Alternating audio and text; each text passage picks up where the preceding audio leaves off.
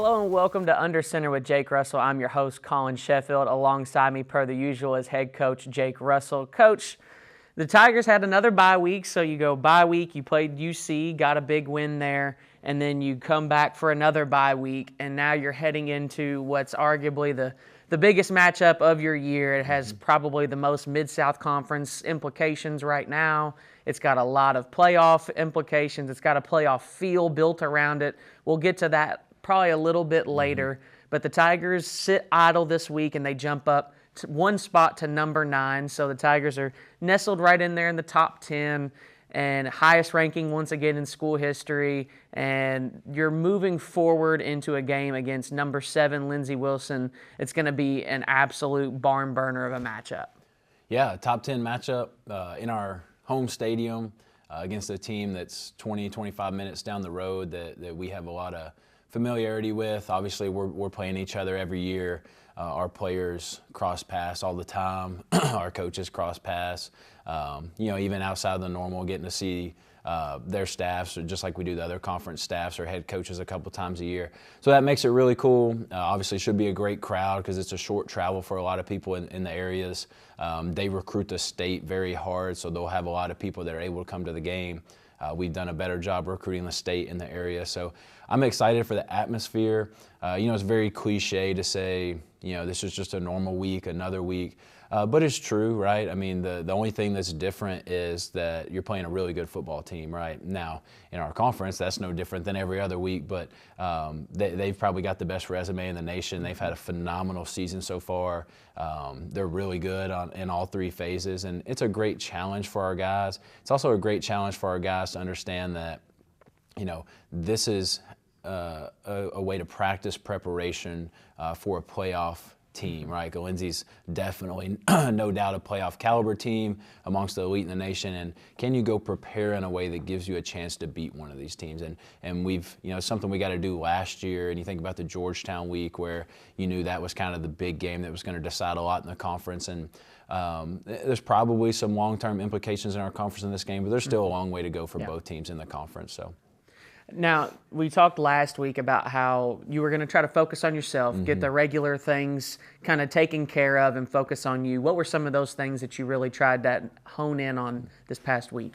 Just the basic fundamentals of football. Line up right, even getting the right stance. And while that sounds funny, right, it's things that over the course of the year where you're trying to game plan for opponents. And Cumberland's was a week where, especially on offense, we put in a lot of things. Some weeks there's very little that goes in. Some weeks there's a lot. And we put in a lot because Cumberland's does some unique things in all 3 phases, but especially on the defensive side.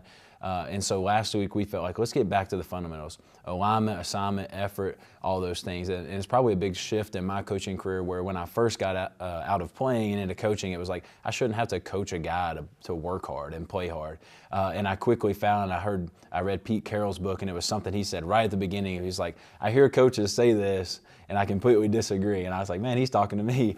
And so it's just even things like that, like coach guys to play and practice and prepare with great effort. Our guys are going through 2 weight sessions and 3 practices and a couple walkthroughs this week. Can we dominate and treat each one of those things like the game is on the line? And then at 1:30 Saturday, the outcome of that game's already decided, and that's the fun part.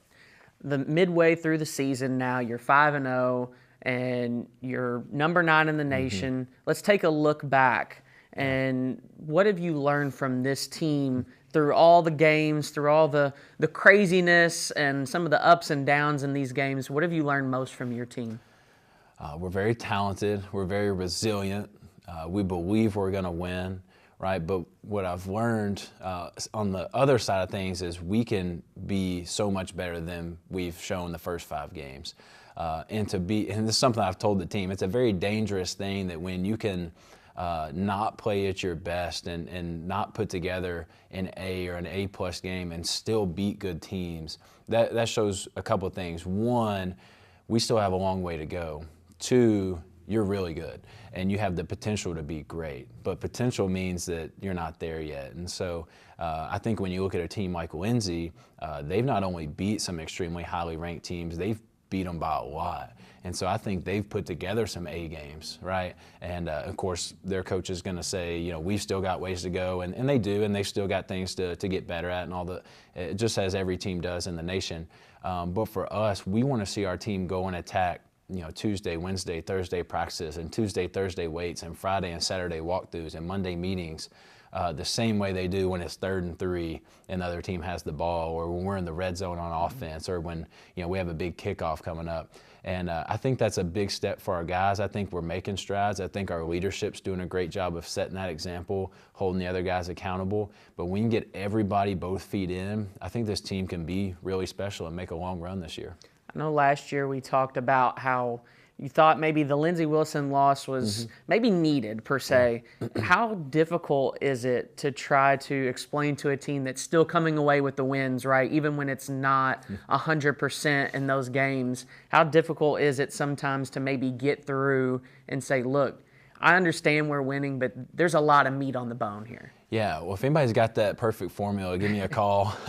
And it's kind of a double-edged sword, right? Because you are winning and your guys are doing a great job. And I think we've had maybe 3 or 4 weeks in a row where not one guy has been late or missed weights or a meeting. And those are big deals, right? Those are small things that people kind of like, why would a guy ever be late? Well, when you're dealing with 140, 150, young men or kids, as I call them, sometimes, those are just things that happen, right? And that happens for 40 and 50-year-old, men or women.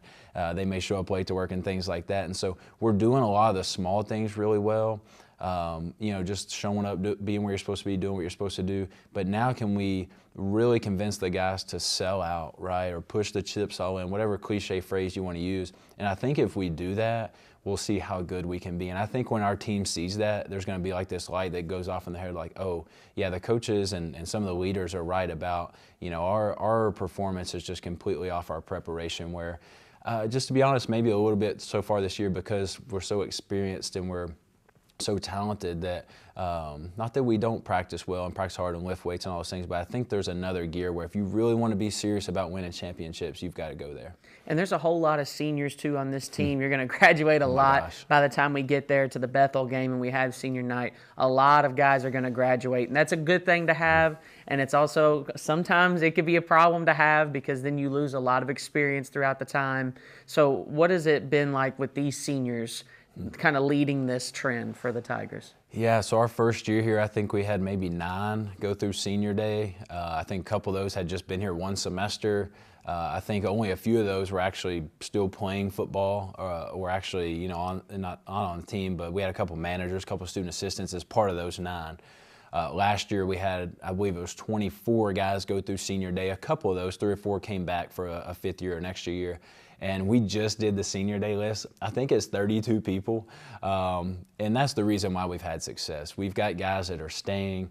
What's really cool about this senior class, there's a couple of things. One, there's guys that came to Campbellsville out of high school, have played football here their whole career. And those are the guys that have seen the good and the bad, and hopefully the best coming up. And they're going through senior day. There's also guys very special to me that I've been with their whole careers and vice versa. Guys that were true freshmen my very first year as a head coach that are now 5th year guys that will graduate this year, and we've been together our whole career. So that's very special. And we've also got guys that came here that had 2 or 3 years left as a transfer that are now going through the senior day festivities. So, it makes it special. It also shows you probably why we've improved, because we've got guys that now, if you've been here 3 years, all 3 years that our staff's been here, you understand the expectations, the standards. And those are the guys that have done a great job of upholding that, teaching the next class of guys. And I think when you look at Lindsey, they're very experienced as well, right? When you look at like Georgetown last year, I remember when we went to Georgetown my first year coaching here, and the senior day thing was like, man, how many seniors are they doing the whole team? Like, they had mid-20s or 30 or whatever it was, and you're like, oh, that's the formula to building something special. I think we've gotten there, but like you said, now it's, can you do that every year? Can you retain and develop and get a freshman to come in and stay here 4 or 5 years, right? So it's a very special thing, and it's also a reason why we've improved a lot. Well, Coach, we'll let you step away and take a quick break. When we come back, we'll sit down with Coach Brown here on Under Center with Jake Russell.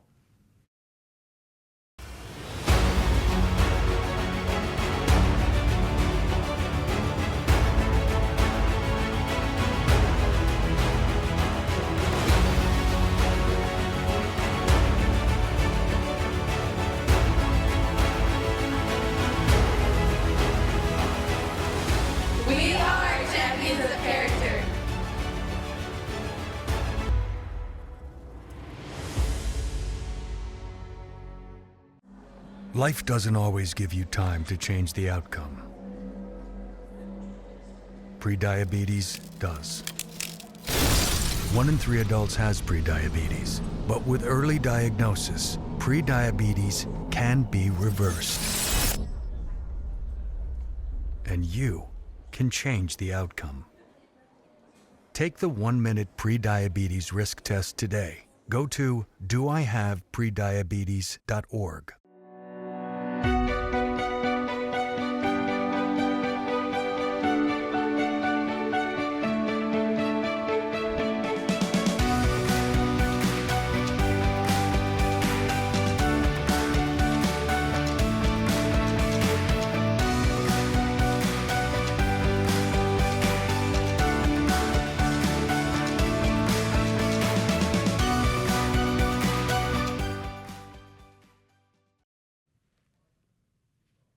Welcome back to Under Center with Jake Russell. I'm your host, Collin Sheffield. With me is wide receivers coach Hunter Brown. Coach Brown, always good to have you on. Your groups, some of the hardest working groups out there, I venture to say, especially in that wide receiver core. I don't think that there's many wide receiver cores that I see block in the same way that ours do, in the same intensity that ours block with. They'll go all the way down the field, continuing through with the block. They just make sure that their end is handled, and it just gives so much room to the success. I know Trey Bass has had a lot of success, and a lot of that is, just how good he is, how good the offensive line is as well. But it also comes out to the outside as well in that wide receiver core. Yeah, absolutely. That's something, my group definitely I hold them accountable for sure. I think the guys have really bought into. It's great to make catches and explosive plays for sure, but how can we, be a full team and help our our playmakers out, right? Last week Trey had a couple big runs. He even had a little screen catch and broke through for a touchdown. And it was funny. Some of the guys that we had out there, receiver, that aren't really big blockers or excited about blocking. It was really cool to see. They were actually running to the sideline. Coach, did you see that block? Did you see that block? And that's really special when you have a group that can buy in on the little things like that. And, as a receiver, you're not really getting excited about, I can't wait to go out here and block. You want to get the football, you want to score, you want to run a great touchdown route. And so I'm really excited that they've bought into not only being able to run great routes, great spacing, but also take another part into the game, being able to be great blockers as well. And your receivers, you're also a part of the kickoff return. Your receivers tend to run some of your kickoff returns, and we were just talking about that last 94-yard touchdown return to start the game with Ashton Alker. Probably not a better way to start a football game, in my opinion. Yeah, no doubt. And, obviously, running the KOR team, it's been something we have really just been pushing, like, come on, guys, this is the week. And you never know when it's going to be. And so to be able to start the game out, right, open up conference play and be able to start the first play out with a big kickoff return and points on the game, definitely a really exciting play. For me, selfishly as the coach, but also for the guys, they were really excited about it. And it was a great explosive play to be able to start out the game for sure. So redshirt freshman Easton Barlow steps in real big in the Pikeville game. Comes back the next week against Thomas, has a big game there, another big game against UC. He's playing super well as of late. Absolutely. He's a guy that's been under the radar for really a lot of teams and even us as well. He's had some small injury issues, but man, he's really bought in, kind of what we're talking about in blocking. But man, he's super attentive in the meetings. He's on time. He works hard in the weight room. Just a really coachable player for sure. And obviously, what makes coaching, really easy is being able to have talent, and he's a super talented receiver. Another guy I've been really proud of who's been stepping up these past few weeks too is TJ Peaks. Yeah. Not a starter, a guy who was actually not even traveling last year. And he's been able to come in and step in these past few weeks and make some big time catches for us as well. So, I'm really just proud overall as the whole group being able to just step in at any moment and just know their job responsibility, know their route, and know their assignment. And I think they've done a great job of that this year. And you talk about the emergence of transfer wide receivers coming through, Troy Olivers, the Roland Hazards. Yep. Those guys have been pretty big impact players right off the jump. How hard is it maybe to stick a wide receiver transfer in try to stick them with a new quarterback and a new quarterback that's new to your system as well, because Jay Engel comes in as a transfer. He's new to the system. So now you've kind of got all these pieces getting them together, but it seems like they've been able to work out the kinks pretty quickly. Yeah, absolutely. And, you know, I think that goes back to, you know, me and Coach Russ. We obviously, you know, played together, good friends, teammates. I think that's something that's been able to gel really well in our relationship coaching, and I think you can see it translate within the players too, you know. Obviously, me not playing receiver, play quarterback, I think those guys can immediately feel and see, you know, hey, we need to be at this spot at this time, at this depth. Because, you know, I can definitely share from my point of view, there's nothing worse than when a guy's not where he's supposed to be when you're ready to throw the football. So I think, you know, obviously adding new pieces each and every year. You know, Easton is a transfer too from Carson Newman. And so, yeah, you look out on the field, and there for a while we had 3 out of 4 starters are all transfer receivers. And I think that's just a testament to those guys just buying into the culture that we've asked them to do, and just seeing the talent that we have and the explosive plays that we can make if they can just buy into the little details of the offense. And I think you've been able to see that on a weekly basis for sure. Coach, we appreciate you. Excited for a big game on Saturday. Yeah, absolutely. It's going to be a good one, great environment. Go Tigers, baby. When we come back, we'll sit down with head coach Jake Russell and talk about that upcoming matchup here on Under Center with Jake Russell.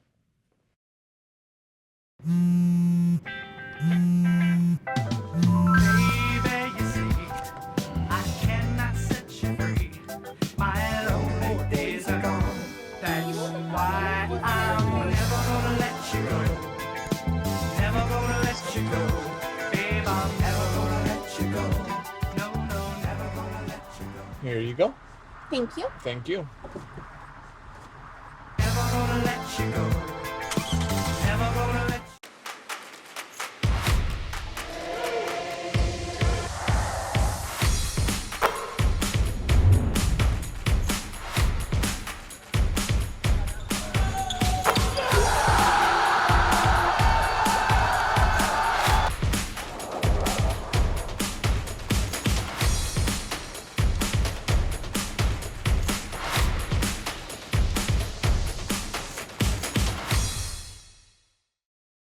When I was 10, my mom got deported. We had a difficult time, and I feel that's why I didn't get to finish school. My husband is really supportive in a way that he pushed me to go back to school. She wants to have a career so her kids can look up to her. They both keep me motivated to go to school, and they see that if I do it, like they can do it too, you know? I feel that everything's possible. Find free adult education classes near you at finishyourdiploma.org.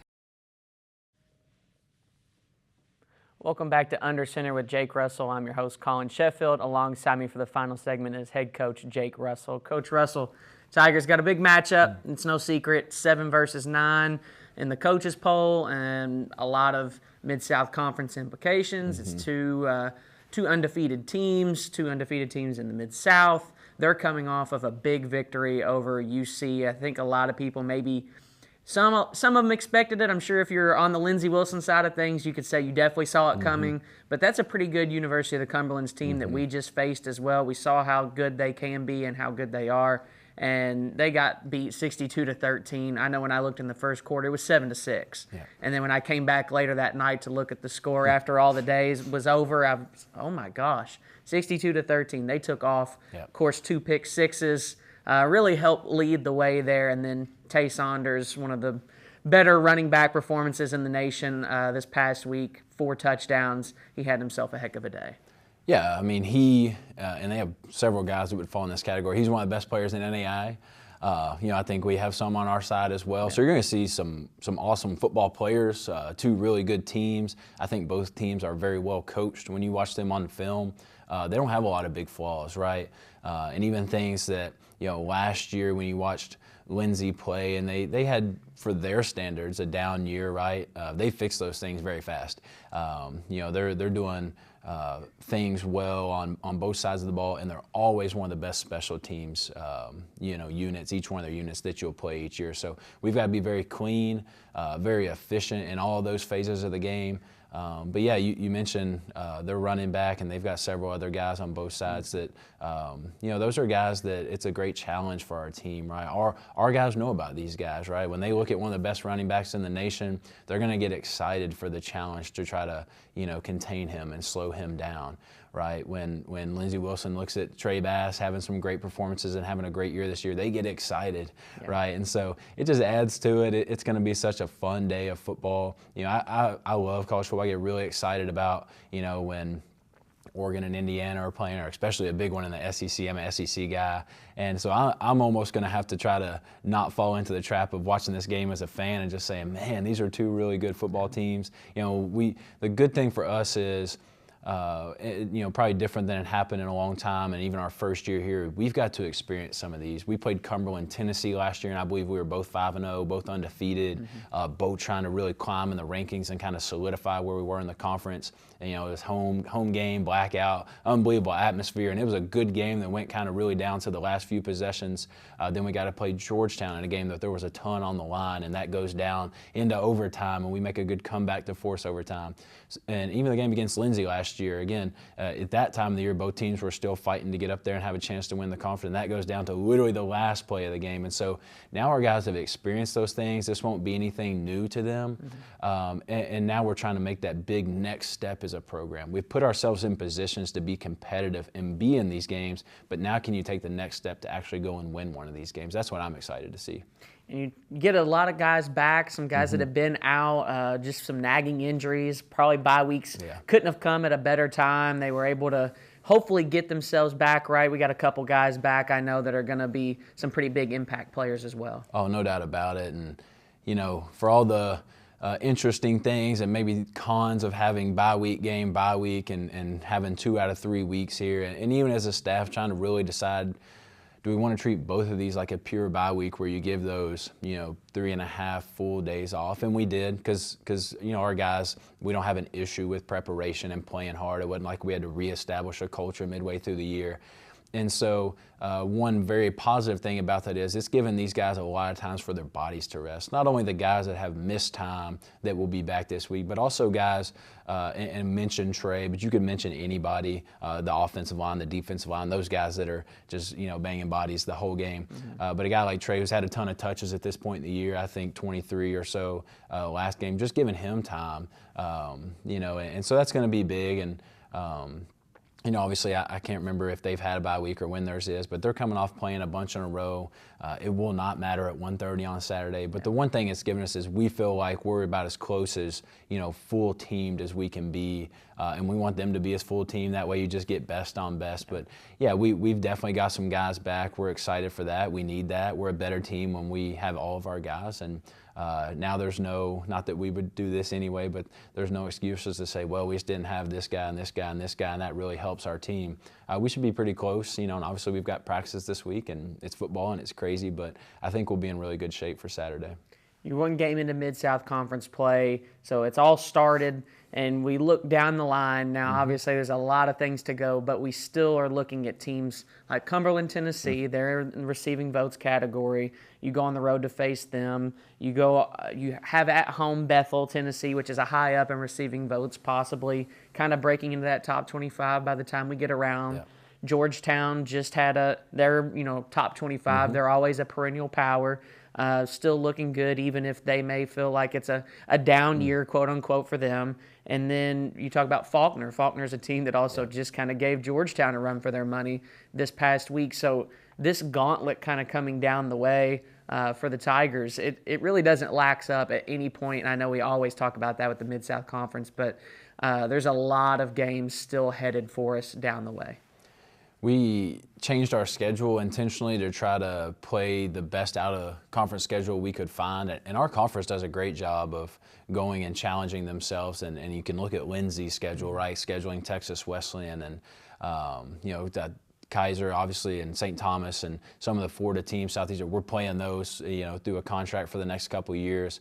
And all that stuff just amplifies, how good our conference is, because we, once again, this year have performed really well against all those teams, had some huge victories within our conference, and all the, Massey rating, the new FPI, all those things, our teams are extremely high, right? We're the top ranked conference in there, as usual, right? And when you get into our conference games, one thing we notice on film, our guys immediately notice is it's just the size and speed and length and skill of the teams and the coaching, man. It's one thing that we talk about a lot as a staff is our coaching has to be better the last 5 weeks, this last half of the year than it's been all year, and little things, right? Have 11 guys on the field every play. We can't have mistakes like that in any phase of the game, right? Have clean reps. Don't have penalties on special teams, right? There can't be any, blocked kicks on their side, and we've got to figure out ways to block kicks or get big returns and things like that. At the end of the day, when it becomes a one-on-one matchup, that's just recruiting and development. Our guy will either make the play or not, but they're going against really good players. Lindsey Wilson this week, they've got so many good football players where they're going to win one-on-one matchups. Their defensive back's going to break up a great pass that was a great route. Their running back, I promise you, he's going to make probably at least one guy miss this week, as much as we don't want that to happen. Again, their kickers, their returners, they're really good. And so it's just at that point, can we just put our guys in the right position to make those plays? And then at that point, it's kind of the game of football where the guy either makes the play or not. And that's why our guys sacrifice and work so hard, since January, so that hopefully they do make those plays. But that's also why it's a lot of fun, because you just get to see really good football teams that are coached really well with really good players. Coach, we appreciate you stopping by. Super excited to be there on Saturday. Yeah, really cool thing for our area. 2 schools right here together, top 10. Should be an awesome day Saturday. The Tigers are at home this Saturday on October 18th as they take on the Lindsey Wilson Blue Raiders. This is a top 10 matchup, number 7 versus number 9, so there won't be much better NAIA football in the country going on. So be sure to be in stadium if you can, but if you can't, you can always join us on the Campbellsville Tiger YouTube channel, as well as on 88.7 The Tiger and on the TuneIn app. Myself and Khalil Baker will have coverage for that game. And also be sure to tune in next week to Under Center with Jake Russell.